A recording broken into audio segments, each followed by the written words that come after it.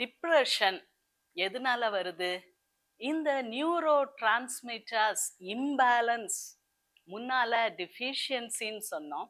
ஆனால் 2000ல நான் dBm Madras medical காலேஜில் பண்ணும்போதே it is imbalance of these neuro டிரான்ஸ்மிட்டர்ஸ்ன்னு சொன்னாங்க.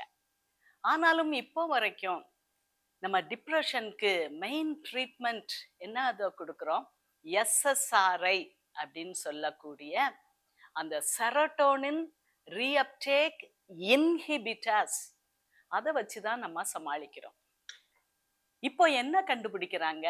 டாக்டர் வில்லியம் டேவிஸ் அப்படிங்கிறவரு இந்த மைக்ரோபயோம், வயிற்றுல இருக்கக்கூடிய அமேசான் காடுகள் போல வளரக்கூடிய அந்த மைக்ரோபயோம், அதை பத்தி அவர் ரிசர்ச் பண்ணும்போது அவர் சொல்றாரு, ஒரு மைக்ரோபயோம் உங்களுக்கு கரெக்டா இருந்துச்சுன்னா உங்களுக்கு மனவியாதி வராது. நல்லா இருக்குல்ல? கேட்க நல்லா இருக்குல்ல? எஸ். ஆனால் இப்ப நம்ம அமேசான் காடுகள்ல ஒருத்தங்களுக்கு உள்ள அந்த நேட்டிவ்ஸுக்கு ஒரு 100% இந்த மைக்ரோபயோம் இருக்குதுன்னா, மாடர்ன் ஃபுட்டை சாப்பிட்டு ஏதோ சமோசா, ஏதோ டீ அப்படியெல்லாம் குடிச்சிட்டு நம்ம காலத்தை கழிக்கிற நமக்கு 10% தான் இருக்கு அப்படிங்கிறாங்க. ஸோ அதனால தான் மனநோய்கள் இன்றளவும் பெருத்து வருகிறது. டிஎஸ்எம் கிளாசிஃபிகேஷன்ல உள்ள ஏதாவது ஒரு வியாதியை பாதி ஜனத்தொகைக்கு நம்ம கண்டுபிடிச்சிடலாம் அப்படிங்கிறாங்க. இது பெருமைக்குரிய காரியம் கிடையாது, மிகவும் கஷ்டத்துக்குரிய காரியம். மனநோய்கள் அதிகமாயிட்டே வருது, பிரெயின் கெப்பாசிட்டி கூடிக்கிட்டே வருது. முன்னால நம்ம ஹண்டர் கேதரர்ஸா இருக்கும்போது உள்ள மனசு வேற, மூளை வேற.